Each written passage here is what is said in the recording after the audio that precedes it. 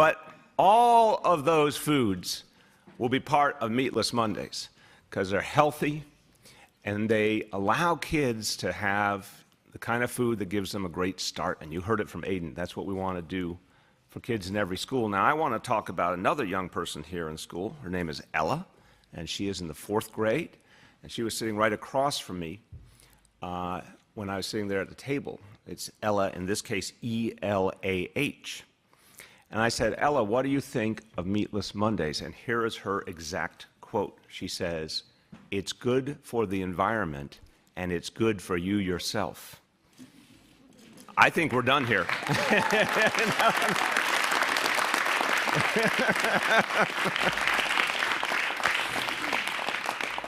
You're going to hear from some great people in a moment who have been a part of this effort and believe in it, but I also want to give some credit where credit is due to some other important folks.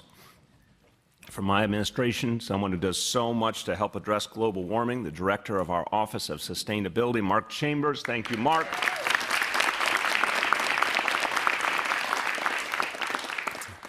And someone who looks out for all the kids at District 15, Brooklyn, and that is something that's, for me, a true labor of love. Anita Scope, thank you for all you do. Superintendent. And the principal, this is maybe my favorite principal name in the whole school system, because my mother's name was Maria. I love this name, and she's a great principal. Maria Nunziata, thank you.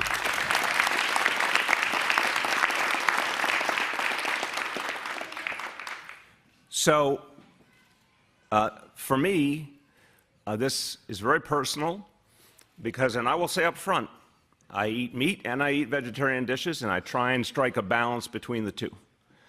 But I have 2 vegetarians in my home, and they feel very strongly about this. And I, for years, in fact, both my kids in their early teens decided to become vegetarians, and they just did it spontaneously. They made their own choice. And they talked about the choice in terms of a lot of different things, what they felt personally, and also, of course, what they felt about animals, but what they felt about the climate as well.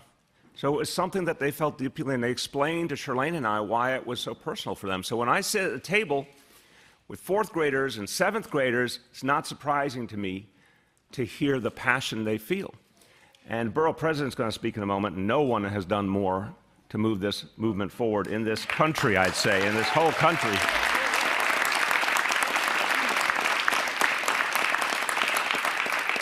But Borough President, remember when we were in Sunset Park at a public school that they had voted, the elementary school kids had voted for Meatless Monday, and they organized that themselves. So we have to listen to what we are being told by the generation coming up. Now, I also want to be clear, this is not all new, because for generations, American parents have told their children to eat their vegetables. It's not a new idea. And too often, kids thought vegetables weren't cool, or maybe they weren't being cooked the way that kids like to eat them. But now, you have young people who want to eat their vegetables, want to eat fruit. It was beautiful at our table. They were just all about eating their vegetables and eating their fruit, and they were happy about it. So this is a really good thing. This is important on so many levels, but I gotta say, if you're thinking about our kids individually, we want them to be as healthy as they can be, and we want them to learn as well as they can learn. And Meatless Mondays will help. It'll create more balance in their lives. We're talking about our climate, the existential threat of global warming. This is something we do. That's another contribution to addressing global warming, to striking more of a balance in our whole society. So I will now make it official. As of this coming September, Meatless Mondays will be in effect in all 1,800 New York City public schools, and we are proud of that.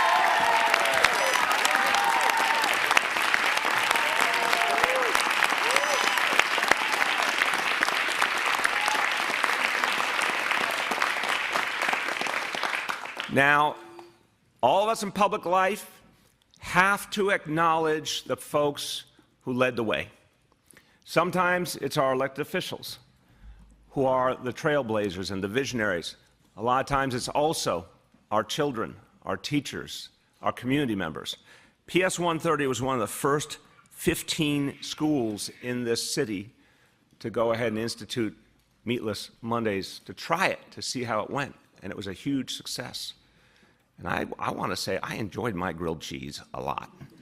And the barbecued beans, I was impressed. Yeah, so this is change I can believe in. So now, I also want to say we were able to do this, take something we heard from our kids and our parents, try it out, and then decide in a matter of months it will be in every school. There's only one reason we can do that, and that is because of mayoral control education, mayoral accountability. I want to be clear about this. People have different views and nuances, and I get it. But I was a school board member. I saw how things used to be. There would have been literally no way to do something of this sweeping impact, nor would there have been anything like pre-K or advanced placement courses for all or computer science for all. None of that could have happened unless someone was in charge and someone was held accountable. So I just say to everyone who believes this is a step forward, recognize there's a way our schools are governed that allows me to make this change that people want and believe in. And I want to just say one more thing about the larger ramification of this. So we here in this city, we understand when it comes to global warming, we take it personally. Everyone experienced Hurricane Sandy. Everyone understands this threat is here and now and real. And we cannot depend on our national government. It's just a fact. We have to make the changes ourselves. That's why this city is committed to cutting its emissions by 80% by 2050. That is the global standard. We have to do that.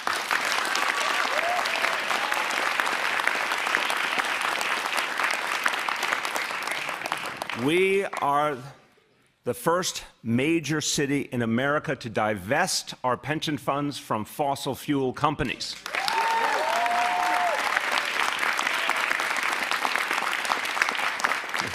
We are the first city or state in America to commit 2% of our investments to renewable energy, a commitment. Now, because we're New Yorkers, I just want to say 2%, that doesn't sound like much until you realize it's $4 billion. That is real money, and that's going to have an impact. And while we're at it, can we get rid of plastic bags once and for all? Can we get rid of plastic straws once and for all? Okay, I think we've settled a lot of things here today. So, I want to say a few words in Spanish to summarize this, but I want to say, everything we talk about in the city is about fairness. Everything this administration focuses on about fairness. But when you think about fairness, it begins with listening to the voices of the people and with protecting the earth for everyone. We get that part wrong, nothing else will be here for us. So this is why today is another way we are contributing to that change and that progress. A few words in Spanish. Hoy anunciamos un paso más de avance por la salud de nuestra ciudad, el planeta y el medio ambiente. Vamos a tener un menú de lunes sin carne. Sounds pretty good in Spanish. Lunes sin carne en todas nuestras escuelas públicas. Todos los neoyorquinos, incluidos nuestros estudiantes, estamos unidos en la lucha contra el cambio climático. We are united in the fight against climate change and global warming. And I have to tell you, the person I'm going to introduce is taking this step and making this change, and I think leaders of school systems all over the country, superintendents and school boards are going to turn to him. He is already one of the greatest voices of public education in this whole nation. But people are going to look at this, and they're going to start to emulate what the New York City schools are doing. So it is my pleasure to introduce Chancellor Richard Carranza. All right, make it happen, brother. Thank you.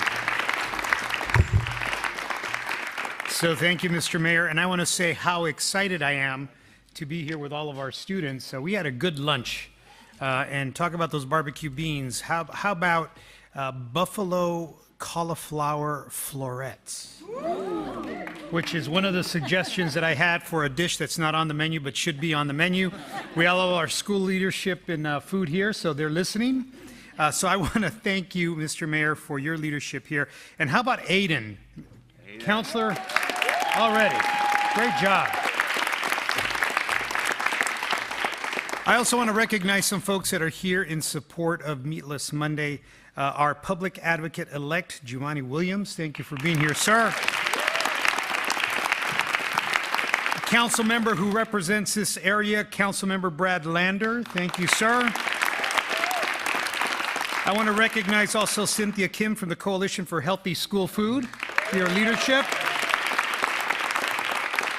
And our Chief Operating Officer, who has done incredible work in moving this forward for our system, Ursulina Ramirez. Thank you for being here. And although she's not presently here, but I also want to recognize the Executive Superintendent for Brooklyn North, and that is our Executive Superintendent, Karen Watts. She couldn't be here, but she's here in spirit. So to say that we're excited about being at PS 130 is an understatement. And I have to tell you, as I walked into the cafeteria, first of all, it's orderly. It's very well organized. But then when we got our plates and we sat and we got an opportunity to eat a clementine or an apple, and then we had our beans and we had our grilled cheese. Like the mayor, I was really excited about it. And then the students at our table showed us how you can combine the beans with the grilled cheese and you get a whole other flavor profile. And, we learned a lot. And then when we finished our meal, to be able to put the recycle in the recycle bin and the compost in the compost bin and the true trash in the trash bin, and not mistakenly, the trash was the smallest bin because everything else is either recyclable or compostable. We're learning about what it means to sustain our world and our city. But I do want to say this before I jump into my concern or into my comments. I can't think of a more visionary, vocal leader who has also demonstrated through his own personal experience why it's important to eat healthy and be healthy. And that's our borough president, Eric Adams. Thank you for being here, sir. Inspiration. He's inspired me. So when I started as chancellor almost a year ago, 11 months, but nobody's counting, I went on a citywide listening tour, meeting with students and faculty and families, and I heard their concerns, and we were doing well, and we are doing well in many, many areas, but there are also areas that we could improve upon. But the one thing that I heard consistently from students is that they wanted better food. And as I heard this in every district that I've been in, every borough, I think also it's important that we have food. We know that for many of our students, but for the food they eat in their schools, do they not eat? So it's important that that food is important, and the food in schools meets the needs of our students. Here in New York City, we are leading the way, providing free breakfast and lunch, not for some students, not for the students that fill out the form, for every student right here in New York City. And in order to make that better, we asked our students, our consumers, if you will, how can we make your experience better? How can we bring you to test kitchens, and how can you give us information? So we have our Food Student Advisory Council, who regularly samples food and gives us feedback. And you'll notice that we had a lot of delicious things in the cafeteria today. Not one of them had meat in it. That's because here at PS 130, every Monday is Meatless Monday. And they were one of the original schools that piloted Meatless Monday. And last spring, very quietly, we piloted the program in 15 schools across Brooklyn, and it was a hit. But what you don't know is that the very next semester, without a lot of fanfare, we rolled it out district-wide. And the reason we did that is we had such overwhelmingly positive feedback that we knew this was the right thing to do. So I'm excited to join our mayor and our borough president today as we officially expand Meatless Mondays to all 1,800 New York City public schools. And so that means that all 1.1 million children will be eating healthy, delicious, all-vegetarian meals every Monday. Vegetarian options, and Borough President Adams will also tell you, reduce the risk of heart disease, of cardiovascular disease, of diabetes and cancer, which are plagues in many of our communities. It's also good for the environment because it helps us to reduce our carbon footprint and preserve essential resources, including water. So this is an exciting day for our students, our communities, and yours truly, but it's also thanks to the vision of two men that I'm standing with here today, Mayor Bill de Blasio and our Borough President Adams.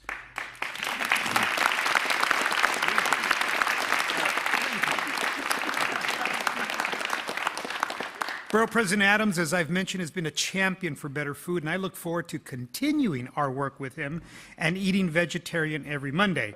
And to our Mayor, Mayor de Blasio, he's always pushing me. He's always thinking about ways that we can best serve our students. And he understands that our students are our future and is committed to making sure that our schools are stronger each and every day. And I will echo the fact that because of mayoral authority, mayoral control, we can make Meatless Mondays a reality, not just here in District 15 in Brooklyn, but in District 20 next door and in the districts next door to them. In Manhattan and in the Bronx, in Staten Island and Queens, this is going to be a reality in every borough, in every neighborhood. So I want to thank you, Mayor de Blasio and Borough President Adams, for your leadership. And I would be remiss if I didn't also give incredible thanks to our Office of Food and Nutrition Services staff for preparing such a delicious meal for us today.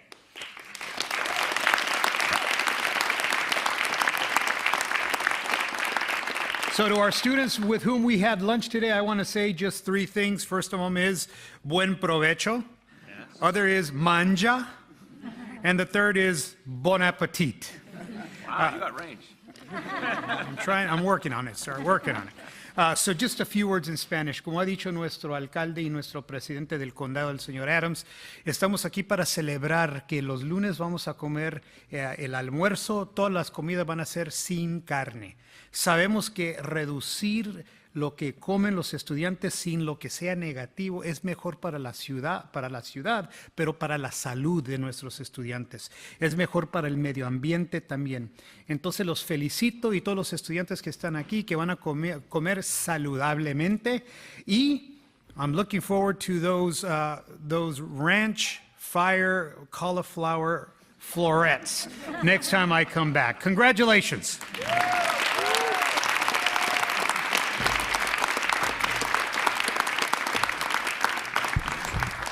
Thank you, Chancellor. I want to just do some quick thanks before we hear from the Borough President.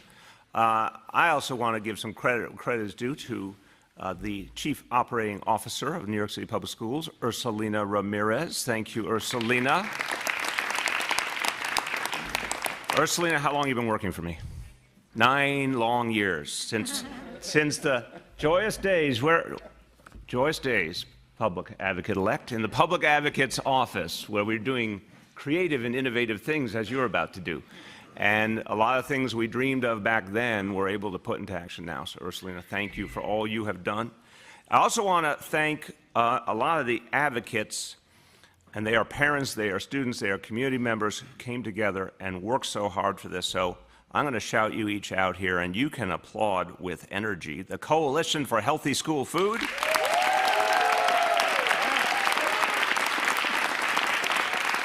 The New York City Healthy School Food Alliance.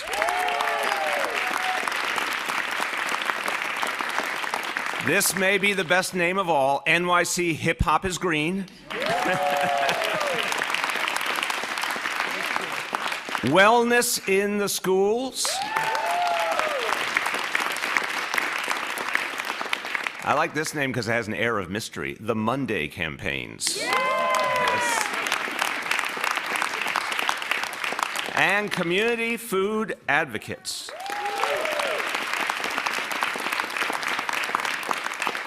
So now I want to say on the question of making us healthier, both as individuals and as a planet, as a city, there's been no stronger voice than Eric Adams.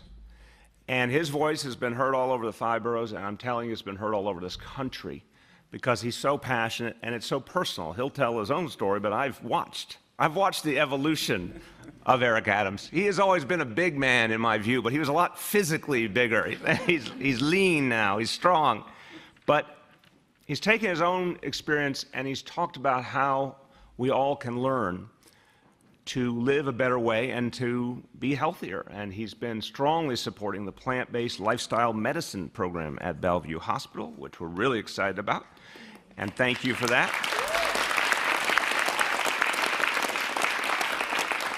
And his advocacy was one of the leading reasons we went to Meatless Mondays throughout our health and hospital system. Thank you for that, Borough President.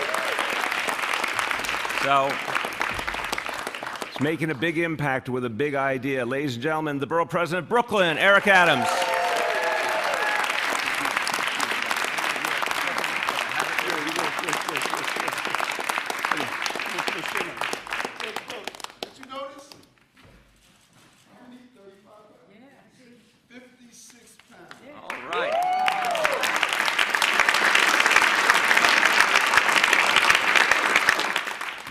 Oh, man. It was said that it was inconclusive if it caused cancer or heart disease. Not meat, cigarettes. 1964, the Surgeon General came out with a report stating that it causes cancer, heart disease, and other ailments. 30 years later, the tobacco industry stood in front of Congress and testified and stated that the evidence is inconclusive. We're going to look back today and realize that we are in conflict across the country. In a report that was distributed by the WHO, they stated that processed meat is a type 1 carcinogen, equivalent to cigarettes. And there are countless number of people across this country who are stating it is inconclusive. Deja vu. We must start going with the science. These are our babies. And if we don't light up a Marlboro in the morning, then we should not be serving them the same food that will produce the same results. That's what this is about.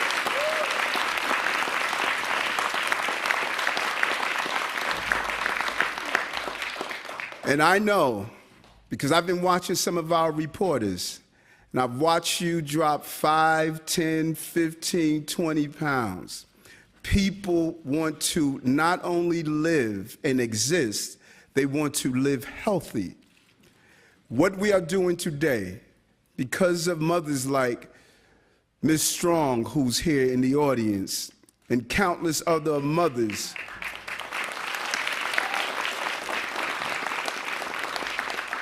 who understand school is more than a place where we teach academics.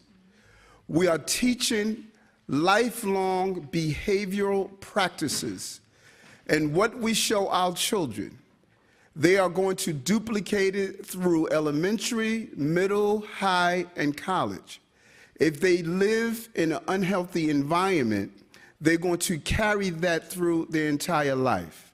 Now, little Johnny eats a hamburger on Monday. He doesn't get colon cancer on Tuesday, but he is starting the process of moving down a road that is going to lead to what we now have, an uncontrollable health care crisis, and many of those numbers are being led here in the borough of Brooklyn. I cannot thank the mayor enough. If there ever was a question mark that lingered over should we have mayoral control, his actions have straightened that question mark into an exclamation point. You're darn right we should. You're darn right we should. I was in the state senate. I knew what life was like prior to mayoral control. I know what it is now. This would not have taken place at the pace that we're moving. I know about the extended day that we're now opening our schools for. I know what we're doing with so many other areas of school. The $125 million, my capital dollars, have gone into the tech projects in the school. There's no reason we cannot have rooftop gardens in all of our schools while children can grow their food and then serve it down in their cafeteria. There's no reason we can't start open the door of the industry of urban farming that's sweeping the entire nation, and our children can learn the skills to grow food local so they can take trucks off the road and not have fertilizers and pesticides and other harmful chemicals in their food. They can learn that. And even this school here, there's no reason we can't build into lesson plans what it is to eat healthy. What are molecules? Do math with apples and oranges and subtract meat and come up with your own mathematical equation that equals healthy.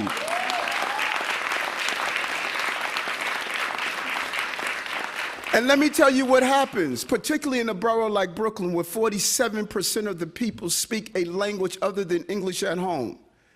Children have always been the gateway of bringing families from immigrant population into mainstream health. These children will now go home to their parents and start carving a pathway to healthy living and healthy eating. And food tastes good. We know food must look good, it must be good for you, but it has to taste good. And if we open our minds and allow the creativity of how to eat healthy, you will find that our children will embrace this. We are in the way.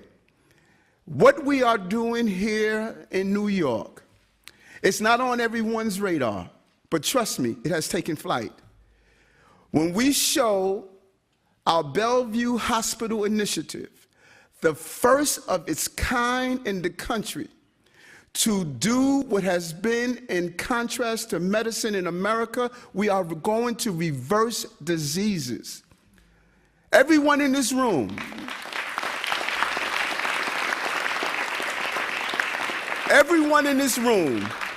knows someone that's diabetic, knows someone with heart disease, knows someone with dementia, knows someone with kidney failure, know someone who has gone through blindness, know someone who's doing 3 hours a day, 3 days a week, going to kidney dialysis. Everyone in this room knows someone in that capacity. When you have a chronic disease, it hijacks your life. It not only destroys the person who's going through it, but it hijacks the lives of the caregivers. You're thinking about the hospice care. You're thinking about the next test and the next examination. You're thinking about what's going to happen with your family and your loved ones. This is what we're doing. And they're going to be naysayers, Mr. Mayors. They're going to be people saying, you know, who are them? What do they think they are? What are they trying to do? They're going to be the same grandchildren of the people from '64 who stated it was all right to light up a cigarette. We're not only saving families, we're saving our planet. The cancer that erodes our body is eroding our ozone layer. And we're not tinkering around the edges and only talking about those popular conversations. We're going to the heart of the matter. The number one destruction of our ozone layer is the overconsumption of meat in this country. And so we're starting here with Meatless Mondays. We're engaging in the conversation, and we're allowing our children to have an opportunity to embrace good habits and live healthy lifestyles.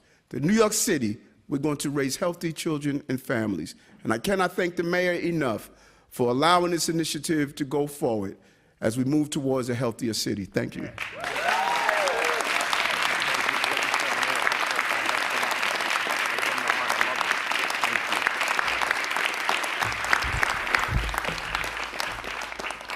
Well, I am really happy to welcome up in a moment our new public advocate, and congratulations on a strong victory, Jumaane Williams. You know, you got a real talented field of people running, and you shone in that field, and you rose to the top, and I think that's something you should be very, very proud of.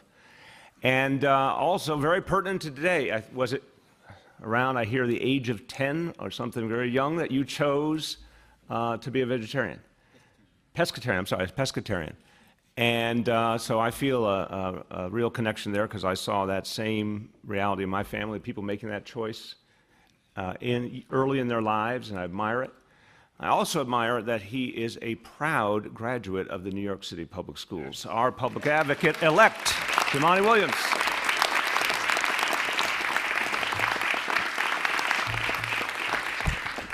Hey, everybody.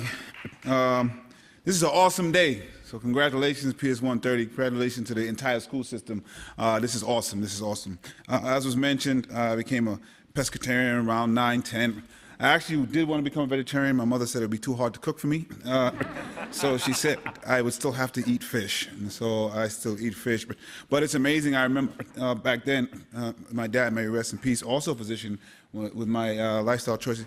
My parents are from the Caribbean, so he sucked his teeth, basically. He just gave it, we call it a strips, like he didn't want to deal with it. But decades later, he changed, may he rest in peace. He began to change his own dietary, understanding how important it was. And so that was a great moment for myself. I had some awesome food today. It's different than what I remember. I am actually a Brooklyn public school baby from preschool to masters. The favorite day for me was pizza day. And tater tots. I don't know if they still do tater tots, but it's processed. But this was slamming. This was better than anything I remember having, and those barbecue beans was it. So I appreciate my ability to be here today. I did want to recommend my own sample if possible. My mother made some awesome vegetarian lasagna with fried green tomatoes. So if that can be added in, it was awesome. It was amazing. But this is, I've been, again, I also had a cafe, vegetarian vegan. I knew about how this was healthy for the body, which is incredibly important, but I didn't actually understand how important it was to the climate until the board president actually started talking about it. And then it just seems to be a no-brainer. Why would we not move this way? It's healthier for you, and it's healthier for the planet. And New York City prides itself in its progressive movement, so it makes sense that the largest school system in the nation will move forward on this path. And so I do want to applaud the mayor and the chancellor for moving forward this way. For me, also important is the social justice aspect of it. That it is not about which zip code has the privilege and ability to focus on these things. Every zip code now will have access to healthy foods. Every child, no matter where they go to school, no matter where the zip code they live in, doesn't have to worry about signing up because I have universal lunch, and they don't have to worry about the healthy food that they will be able to eat and put in their body. And we know that the habits we get when we're young are the ones that keep us when we're moving forward. So we are doing something that is phenomenal and revolutionary, and I don't want to lose sight of that. And I'm just so happy that I can be a part of it. I want to shout out, of course, my colleague, Brad Lander, who is district we're in, and I know he helped push this as well, the principal. But this is also, my understanding, cost neutral, which is also a thing that people kept bringing up. We're in constitution with students. That explains why the food tastes good, because the students got in there and made sure we didn't feed anything that wasn't working. But this is the latest toward our sustainable conversation, eco waste collection. Everything is just combined here. And it's good for people, it's good for the planet, it's a no-brainer, but it apparently took some important brains here to actually get it done. So thank you so much. Peace and blessings.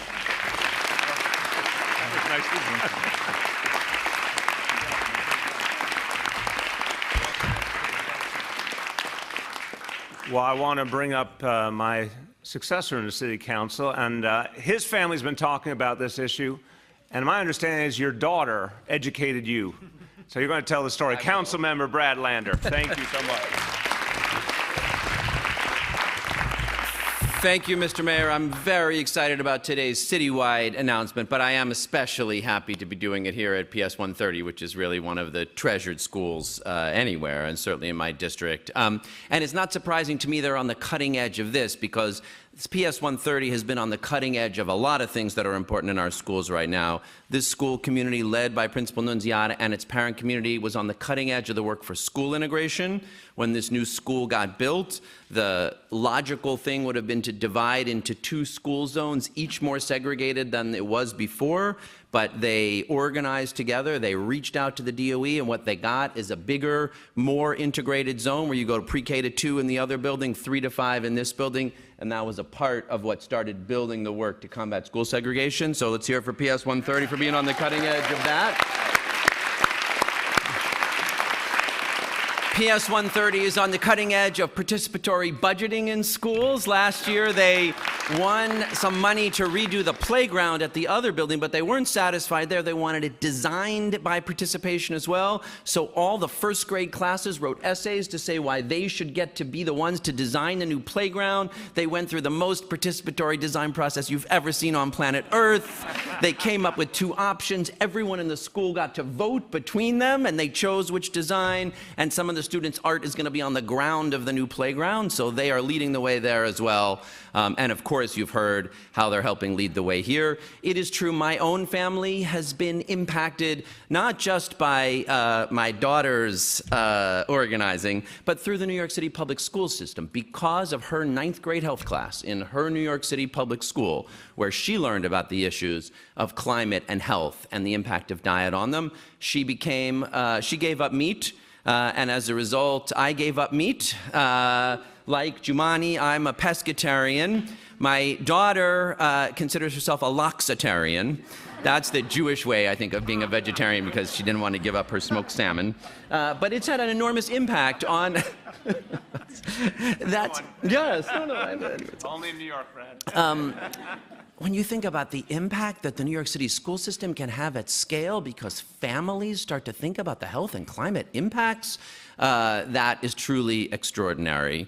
I also want to give a shout out. We've got the principal of the middle school that's in this building, Michael Proberg from MS 839 here, which is another school that has been working hard to help achieve that integrated middle school vision that we're building out in District 15. And I'll just end with this. We talk a lot about the different things going on in our schools, but if it can be inside our public schools, where we learn to build a more integrated city and a more integrated community and a more integrated society, if it can be in our public schools, where we learn to build a participatory democracy where kids get to have a say in what their world looks like, and if it can be in our public schools, where we pay attention to the climate and health realities that are facing us in the decades to come, that is the public education that we need. Thank you.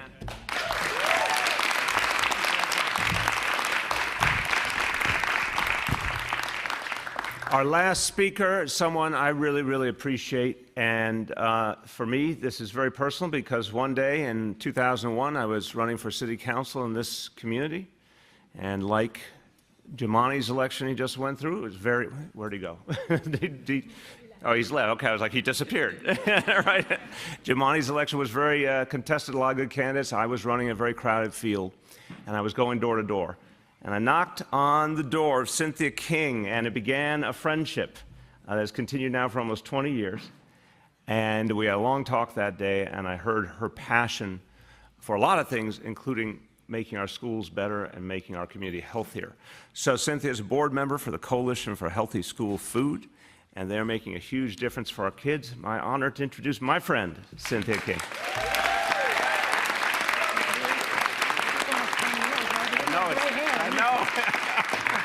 A little bit different back there. Yeah.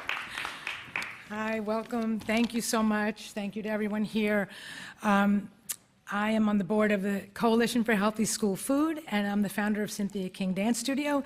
I am also the proud mother of 2 vegan men who were educated in New York City public schools.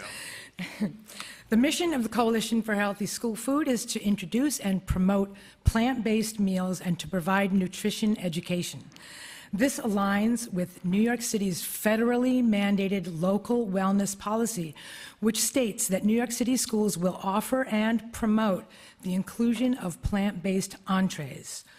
We began a formal partnership with the Office of Food and Nutrition Services in 2008. We are proud of the work we have done together, and with a highlight being the implementation of a fully vegetarian menu, which we have helped 4 schools to adopt so far, and if there are any principals listening, we can help you. It has been our goal to see more plant-based entree options on the standard menu, so we are thrilled that Meatless Monday will be implemented in all New York City public schools. Meatless Mondays will expose students to healthy plant-based foods that they may not have tried before. We know that reducing or eliminating meat is not only good for children's health and adults, but it is also a powerful way to reduce greenhouse gas production, pollution, and to conserve resources. It is mayoral control that has helped foster partnerships that support the Office of Food and Nutrition Services, leading to innovation and positive results. It is not surprising that New York City now has the highest graduation rate, the lowest dropout rate, and more students taking AP courses than ever.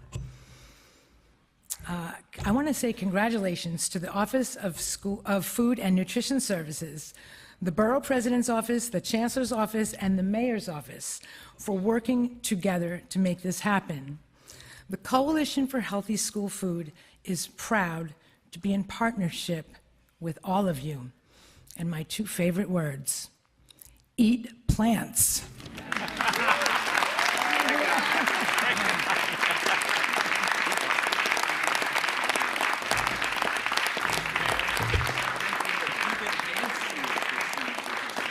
Very good, very everything. Okay, we are going to take questions from the media on, first let's do the Meatless Mondays, then we go into other education topics while we have the Chancellor here, and then we'll open up to general topics. So anything on Meatless Monday? Grace. Two questions. One is, my understanding is that this actually started citywide this past September. Is that the case? Chancellor will go into the details. Why roll this out today with great fanfare? So this is making it a formal official policy. So I want to be very clear. And the Chancellor will talk to the details. But we try things, we experiment with things. We are now saying this will be the policy in New York City Public Schools, and starting September, this will be consistent from this point on. Go ahead, speak about what we've done before.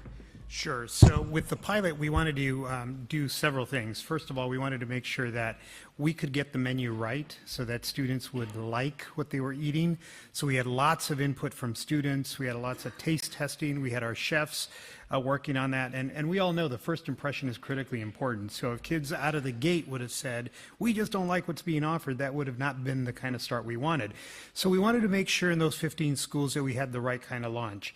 Not only did we have the right kind of launch, and I think it's because we had a process grounded in student voice and student feedback, it was so successful that we just kind of started inching our way out to more and more schools. So that's kind of what I was talking about. It kind of went beyond the 15 pilot schools. I think what today's important, the import of today's announcement is that we are formally with the leadership of the mayor, with the leadership of the borough president, have said this is the way we are going to go forward. It's kid tested, it's kid approved, and now it's officially policy of the New York City Department of Education that we will have Meatless Mondays. Never say never. It may just go beyond Monday in the future. So I think we're really, really excited about what we learned, how we tested it at scale, and now it's officially the policy. Follow-up. So Tuesdays are burger days. So tomorrow at the school, bacon burgers are on the menu, which seems like quite a swing in the other direction. I'm wondering if you can kind of address that, and you know, there are sort of healthier meals other than burgers, but it seems like from one extreme to the other. Yeah, so again, this is a progression. So we're starting with Meatless Mondays, but even at the table today, we heard one of the meal options was a vegan burger. Could we have a vegan burger or different kinds of burgers? There's turkey bacon. There's all kinds of different things we can do. So we're starting with Meatless Mondays, but we're continuing to kind of push that ideation of how do we get everything that we offer to be more and more healthy. That's one of the next steps as we go forward. Any other questions on Meatless Monday first? Meatless Monday, yes. So if a kid were to show up with a ham sandwich or chicken salad packed at home, there's no...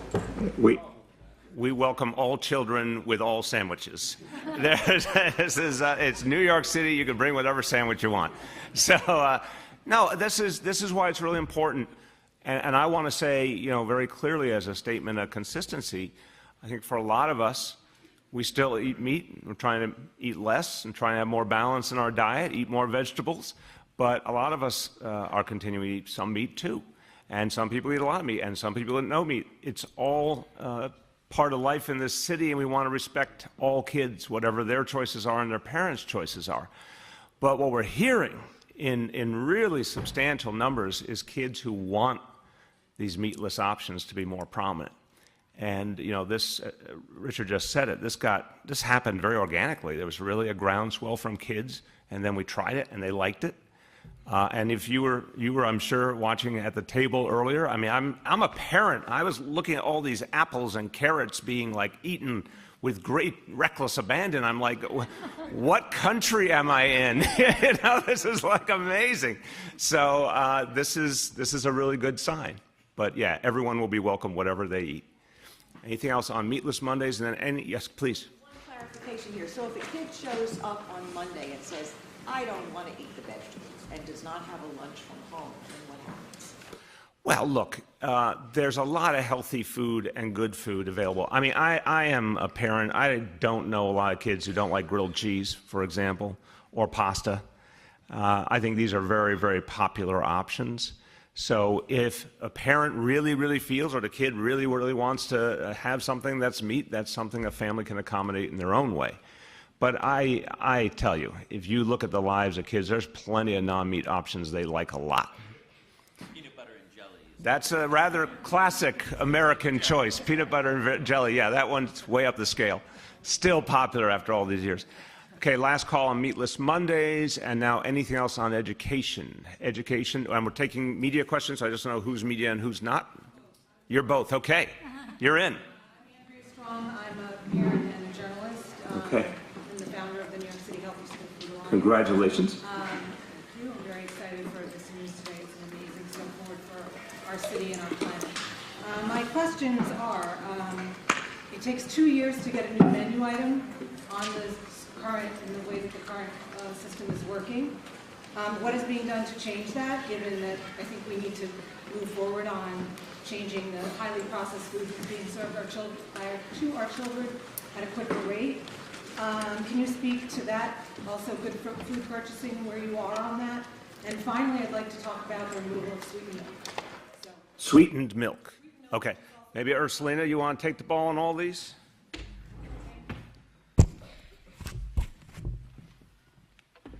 So on your question around it takes 2 years to get food on the menu, we agree that that is problematic and it makes it really difficult for us to easily adjust our menus. And so we're actually looking at our procurement policies now to actually go straight to the manufacturers rather than going through distributors. So that's something that I think will have a really quick impact on how we change our menus. Your question on sweetened milk, we are looking right now at I should say at all of our food options that we're providing to students and making sure that not only are they healthy, but that students want to actually dig them. I know that this school in particular got rid of sweetened milk, I went like 6 years ago. And I think that there are many schools that are doing that, and so we're having conversations with school communities to see if there are other options that we can provide beyond just milk. So we're thinking about that, and we appreciate your advocacy on that issue in particular. Cover all three? No. Did she cover all three? Sorry, what was it? Good food purchasing, you're doing a baseline audit with good food purchasing right now. Can you speak to how far along you are in that process and when you start implementing the standards required by good food purchasing? So we're actually going through an audit currently with Ernst & Young around some of our food purchasing. I don't know if that is what you're referring to, and maybe I can get back to you on the details, and we can circle back. Okay, sorry. We have a separate audit that's going through Ernst & Young on our food purchases. But I can get back to you more directly on the good food purchasing. Thank you. Yes, and if I know, Andrea, you have met Chris Chicarico, who I'm going to yes. And so anyways, we'll be in contact with you around that in particular. Yes. Thank you. Regarding the cost of this, will there be a difference in cost for the... No, this is a cost-neutral proposal. All right, stick around in case there's anything technical. Yes? The Daily News has been reporting on early lunches, as early as 8:50, I think I saw. Yes. Yes. So I was wondering where things stand with those. Yeah, that has to change. It's unacceptable. I'm a parent, and I can say parents don't want to see that for their kids, and we all understand some schools are dealing with real challenges in terms of the number of kids in the school and the amount of space in the cafeteria, some real logistical challenge. I don't want to diminish that, but this is not the way it's supposed to be. So we have to come up with changes that will allow kids to eat lunch when it's lunchtime. Do you want, anyone want to add? Chancellor want to add? So I want to just echo what the mayor has said. Lunch should be lunch. It should not be somewhere between breakfast and lunch. So we totally recognize that. But I also want to reinforce what the mayor has said. When I was a high school principal, one of my high schools is over 4,000 students, and we literally had to feed 4,000 students in a cafeteria designed for 420. So lunches started, I kid you not, started at 9:30 in the morning, and it was 7 lunch periods to feed all 4,000 students. Obviously, we had to do something different. Yours truly has a lot of experience in how to do something different. So our goal is to make sure that students are eating lunch at an appropriate time. That being said, there's a lot of moving parts, especially in schools where you have a lot of co-located schools, but we have some principal and principal advisory teams, and we are driving that process centrally. I want to add, you know, this to me is in a line with 2 other historic problems. And when I came into office, I kept hearing from parents about the lack of air conditioning in classrooms. Now, this had never been addressed by any previous mayor, chancellor, anybody. And we said once and for all, we're going to put air conditioning in every classroom. And it can be done. It helps that the School Construction Authority has gotten much more capable, and they're able to move much more quickly under the leadership of Lorraine Grillo. So something that was considered impossible, logistically too difficult, too expensive, is now going to happen. The same with phys ed. For decades and decades and decades, the New York City Public Schools ignored the state law requiring the kids all had access to phys ed. We have said, and we're going to spend the money to make it happen, that we're going to put a gym facility in every school, or we're going to build on the schoolyard a gym facility, or we're going to lease a facility nearby, but we're going to get something for every school. It will not happen overnight. It will take a lot of money. We're going to do it. I put this in that same category. We have to find a different way of addressing when kids eat lunch. It may take some time and some real resources, but we have to find a way. Was nearly identical 4 or 5 years ago. So have there been steps taken in this interim period to try to get to the point where you've done something? Well, I'm going to start on that, and Richard or Selena may want to add. Yeah, we've been taking a huge step, which is to build a whole lot more schools. I mean, you're sitting in one right now that is an example of the wave of new schools that are being built, and Richard or Selena may remember the exact quote in the exact number in the capital budget, but we put an unprecedented amount of money into building new and rehabbing, and when you rehab, trying to fix some of the things that were missing. We can get you exact details on that. Will it stay this way until new schools are built, where kids are going to be eating lunch that early? I think it's a mix, and again, you'll come up, either one of you or both. In some cases, a new school or rehab school will solve the problem. In other cases, it won't, and it's a matter of how you use the space you have, or can we find some additional space to tap into, like I said, with the gym programs.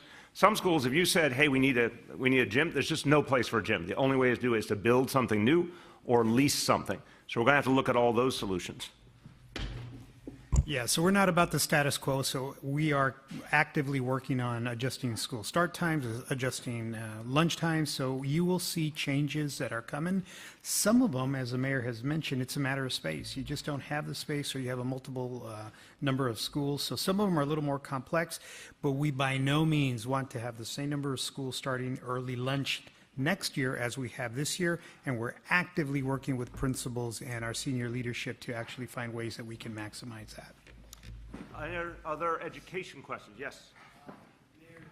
Michael Mulgrew referred to the state of discipline in city schools as, quote, broken, which is a pretty blunt assessment, categorical assessment. Some state lawmakers have also complained that they've had constituents, teachers, parents approach them on this issue. So I guess the question is, how do you strike a balance between maintaining viable learning environment and not being overly punitive? Sure. One, what we were doing as a city in the past was not working. That was broken. Kids were getting suspensions. for really minor offenses, and they were losing time in the classroom, and there was a lot of discrimination in the process, and it was a very destructive system. We're not going to go back to that. Two, we care deeply about the safety of our teachers and the ability of our teachers to teach. So, of course, you need a disciplinary system that comes with real consequences to make sure that can happen. And any teacher raises that concern, we take it very seriously and we act on it. Three, I spoke to Michael Mulgrew this weekend, and I would urge people to get the fullness of what he has said, because sometimes pieces of what someone said are reported in a certain manner.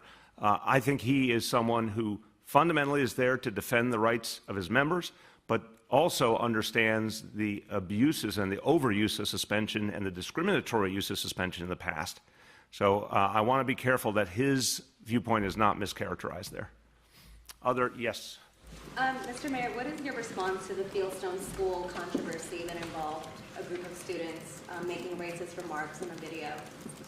I want to be very careful when I have not seen a particular video that I don't overstate the specifics. I think the bottom line, though, unfortunately, we have seen more than one of these videos recently in our city and our country, and they have to be addressed immediately. They cannot ever be ignored. You know, I had a very searing personal experience yesterday in Charleston, South Carolina, at Mother Emanuel AME Church, and talking to the pastor there about how hate speech leads to violence. And we got into a conversation. He said something very powerful to me. He said, everyone in this congregation has been hurting since the massacre, and that was back in 2015, and all their pain was brought forward again by the massacre in Pittsburgh in a synagogue. It doesn't matter which faith you are, it's the same thing. But he said what the congregation talks about a lot is that the atmosphere of hate, which is so much being fostered from our nation's capital, tragically, is causing a lot of impressionable people, especially impressionable young people, to say and do very destructive things. We as parents, educators, leaders have to confront it every single time. And any child does that needs to understand there are going to be consequences. They need to understand it's not okay. When they see adults responding consistently, it's one of the ways to make change. Please. A question for you and the school's chancellor. Last week there was a Customs and Border Protection truck Yes. that was parked outside of a Washington Heights school. Yep. And there was a rally or an event there today from some lawmakers denouncing it. I'm wondering if you could both speak to it and if there's anything that the city or the schools are doing. It's already been done. It's disgusting to me that, that would happen. Now, I don't know these officers, and maybe they didn't realize where they were parked, but it's unacceptable. And as I understand it, either directly to the officers or to their supervisors, the concern was raised directly by our school officials, saying that's really a very negative situation. So many kids are living in fear, so many families are living in fear because of the way ICE is acting. And that's why I've said ICE should be abolished the way it is now. We need to protect our borders, and we need an agency can do it. But this one is poisoned and polluted at this point, and we can't have border agents outside a school in effect, fostering greater fear. That does not help anyone. We want our parents to know they can come to the school and they'll always be safe and they'll always be respected and no one's going to ask their documentation status. So my understanding is it was raised to the officers or supervisors, and they have affirmed that they will not do that again. Chancellor, you want to add? Sorry. Sure. So first in English, I echo what the mayor has said. Schools are safe and supportive environments for all of our students and all of our families. And if you listen to the rhetoric nationally coming from the executive branch, it is understandable why communities feel threatened and they feel very much not at ease when they see one of these vehicles or one of these agencies in their neighborhood. My understanding is also the same, that this issue was directly raised with the agency and that they've given us their assurance it will not happen again. But I want to give kudos to the principal of the school, because the principal could have said, this has happened, oh my goodness, I'm going to send an email. She got out of that building, she went into the local taqueria, she told those people, get over there and move your vehicle, you are sending my community into a tizzy. And they did. So I want to give her tremendous kudos for getting out and taking care of her community. That being said, We will continue to do everything that is necessary to make sure our communities are safe and supportive. And I want our families to know that these communities, your school community, we do not ask for any identification for immigration status. We want you, we welcome you, and we will continue to support you in the education of your children. Para la comunidad hispana parlante, quiero asegurarles que el incidente que se llevó a cabo en Washington Heights la semana pasada no es una situación que nosotros apoyamos ni vamos a tolerar. Como ha dicho nuestro alcalde, el señor de Blasio, ya trajimos esta situación a la atención de la agencia y la agencia nos ha dado su palabra que no fue intencional. Sin embargo, nos han dicho que no lo van a hacer otra vez en el futuro. Y también quiero reconocer a la directora de la escuela que en cuanto pasó este incidente, salió del edificio, fue a buscar a los agentes y los obligó a venir a mover su carro de enfrente de la escuela. Entonces, es un ejemplo de cómo nosotros vamos a proteger, vamos a apoyar y vamos a estar al pendiente del bienestar de nuestros niños en las escuelas públicas. Y quiero otra vez aclarar para nuestras personas, especialmente nuestra comunidad inmigrante, de que nuestras escuelas son sitios en donde son sitios de refugio, donde pueden venir y sentirse a gusto de que sus hijos van a ser apoyados, pero que usted también tiene lugar en nuestras escuelas. Anything else on education? Last call. Any questions related to?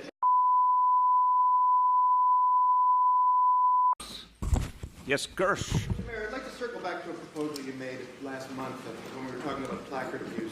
Specifically, you spoke about building or leasing parking lots for police officers and firefighters. Yes.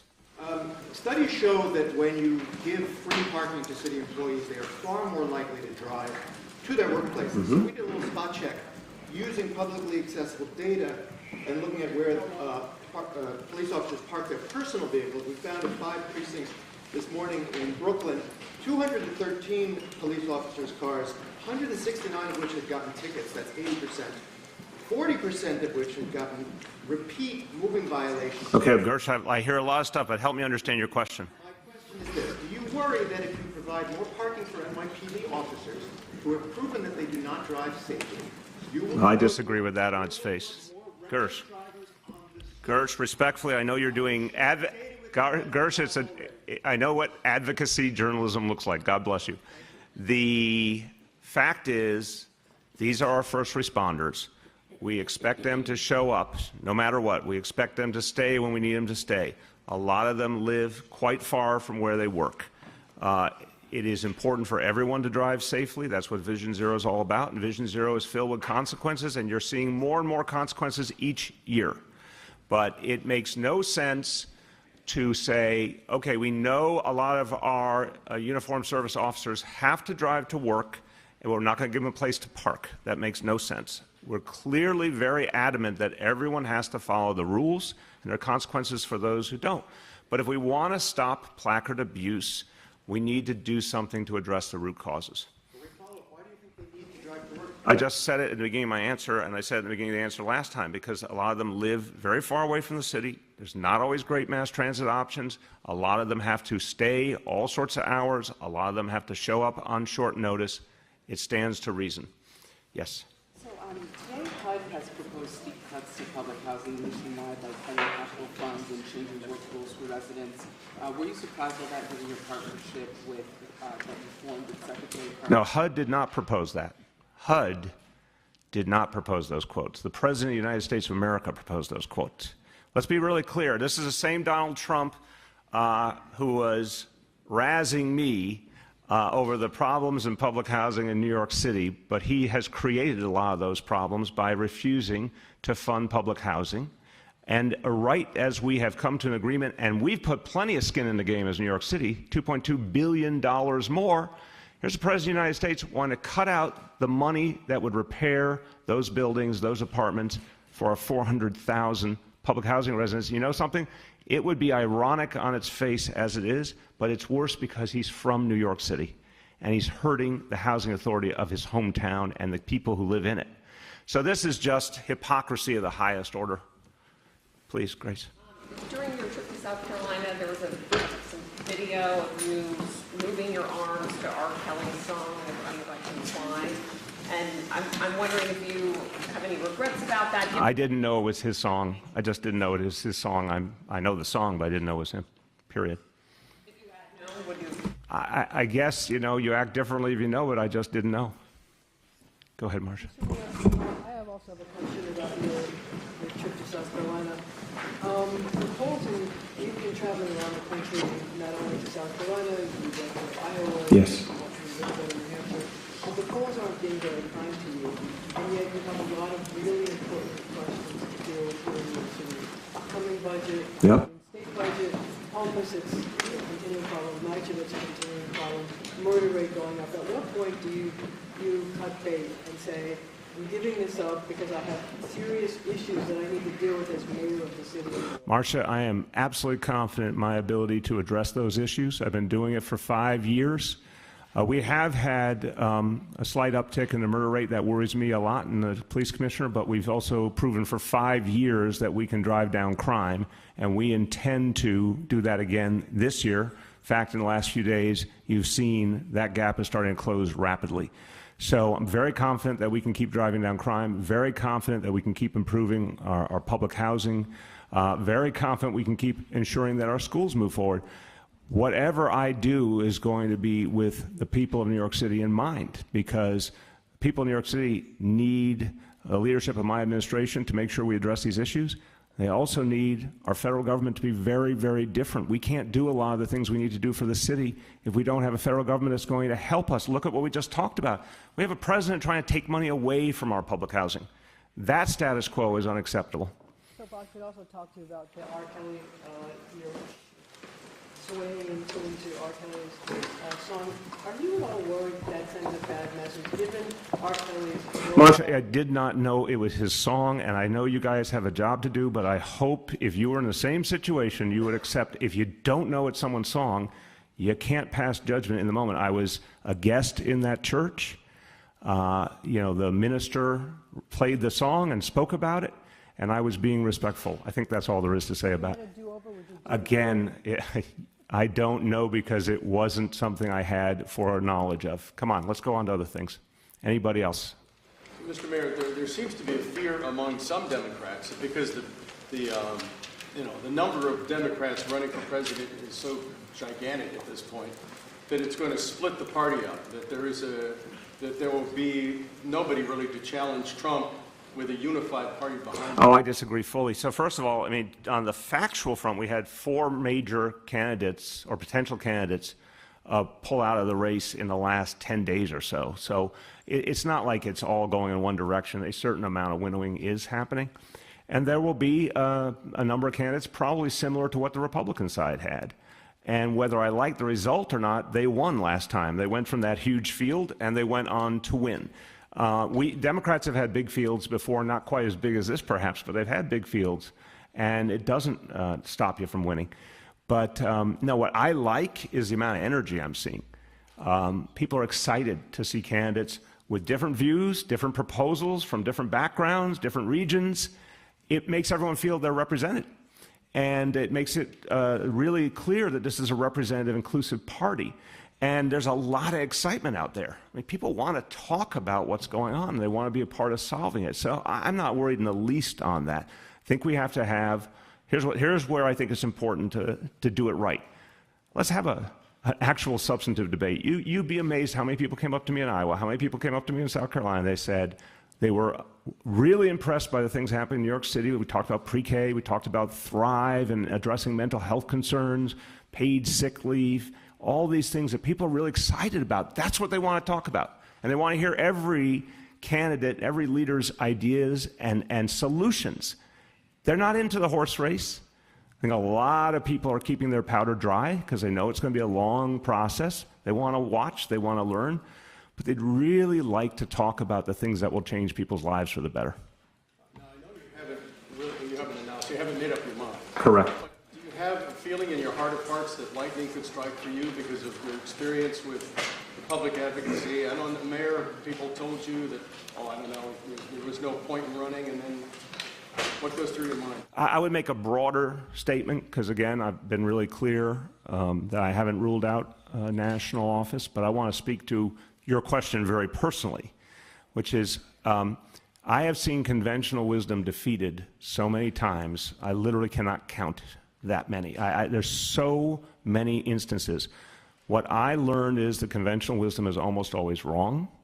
What I learned is the underdog very often is the winner, and where you start is not how you end. I will remind you, the first campaign I worked on as a younger man here in this city, I went on the campaign in May of 1989 at David Dinkins. Did not think for a moment about what would happen in 1990 because everyone kept saying there was no way he was going to win. It was just a good cause and a good man with an important message. I didn't think about, oh, I can't wait for my job in the city government. We all assumed we weren't going to have that job. Because how on earth was he going to beat Ed Koch, and then how on earth was he going to beat Rudy Giuliani, who at the time was really a very, very important and respected figure before some of his idiosyncrasies came out. So, and they're emerging still to this day. But that was May. That was May. It was supposed to be like this long shot, noble tilting at windmills, and by November he was mayor-elect. And I've seen it repeated so many times. So, no, I get all the conventional wisdom, but I don't believe it. Last call, yes. Yes. I may have stepped out, I don't know if you addressed it, I ran back in, but I wanted to ask you, we were with the governor last week, and he talked about his reselling of New York to Amazon, and he's not quite giving up the ship. You sharply express your thoughts when things happen. Just your thoughts now on the open letter from the business leaders and some government officials saying, hey, don't rule us out. I thought the letter was heartfelt. I thought it was, very honestly portraying to Amazon the strengths of New York City. And it was gentle. I mean, I spoke a little more boldly. They took their ball and went home. And of course, there's been an effort to see if there can be a dialogue, and we're not getting anything back. So I guess that's who they are at this point. But if anything changes and they want to have a dialogue, I've said I'll engage in a dialogue. But we have to make sure that if ever there was an interest, that it was something that would really work for New York City. Who has not gone? I'll come to Marcia. Okay, Marcia, go ahead.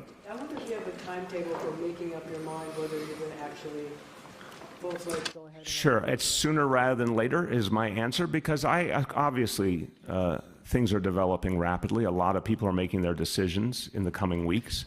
So sooner rather than later, but as soon as something's clear, of course I'm going to talk to you guys about it. So you've gotten a lot of attention. You've been on the Bill Maher show, you've been on Showtime last night. People are listening to what you have to say.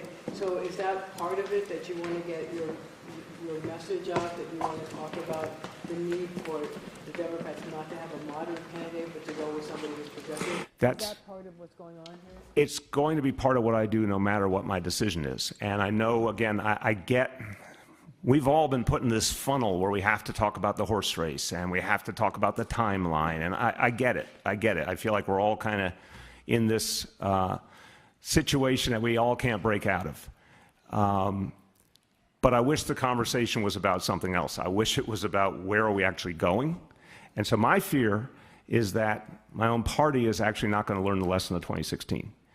And my fear is that this country is not going to have a conversation about the issues, but it's going to be another conversation about personalities. And we're going to miss the chance to figure out how we actually fix these problems. So I have a sense of mission that, this city right now, I really believe in my heart, we're kind of an antidote to some of the problems that are plaguing our country. We're the most diverse city in the entire nation, and we have proven that people can get along better. Our police in our community can get along better. Our economy can be strong, but it can also be more fair and give more people a chance. And that you can do big things. You can do pre-K for all. You can do paid sick leave. You can do, paid time off. And I'll tell you, I was in these churches yesterday in Orangeburg, South Carolina, 3 churches, and I spoke about literally those exact things we were doing in New York City. The response was very powerful and emotional, and people kept saying they didn't realize these things could actually happen. So whatever I decide about a specific office, I want to spread those ideas because they should be part of our national discussion. It's a mistake for the Democrats to nominate a moderate. Yes. In order to prevail in the next election, what kind of a candidate do the Democrats need So it's a great question, and Marcia, I believe in 2016, even though Hillary Clinton was an extraordinarily capable person, and I think was in public service for all the right reasons, I think too many Americans didn't know what she and the Democratic Party stood for. And they didn't believe the Democratic Party was on their side. And they feared that the party had become the party of elites. And that's not acceptable. That's not who we are. That's not who we were supposed to be. So we have to break out of that very quickly. When we are a party of progressive economic populism, we win and we do things that make people's lives better. Franklin Delano Roosevelt proved it, Harry Truman proved it, Lyndon Johnson proved it. All sorts of leaders around the country locally are still proving it. But that's the party we have to be. And I hear these folks saying, oh, let's elect a moderate and that's going to be great. The problem with putting a moderate in as the nominee is a lot of our voters will stay home. And if you don't believe me, look at what happened in 2016 in a lot of those Midwestern states, but you can see plenty of other examples, Senate races, governor races, where our fundamental base, women, people of color, progressives, young people, working people, labor union members, felt that moderation meant no change, nothing that was going to change their lives for the better. The status quo would just continue, and they're not voting for that. So we better break out of that now. Okay, last call. The NYPD recently put up no parking signs along a few blocks on 218th Street to clear traffic. They towed 30 cars to create parking for NYPD officers who were playing in a flag football game at Columbia University's football field.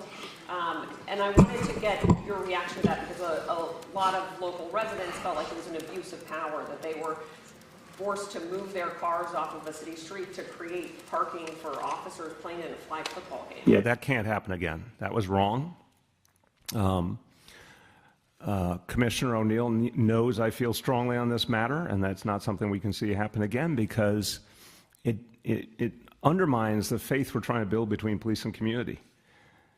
You know, people shouldn't have their cars towed because someone wants to play football. I like football as much as the next guy, but that's just not appropriate. It's not fair, and it cannot happen again. He defended it as that this was sort of standard practice by the NYPD when he was asked about it. Everyone knows how much respect I have for the commissioner, but you know, we've had a very straightforward conversation, and I've just made clear it can't happen again. Thanks, everyone.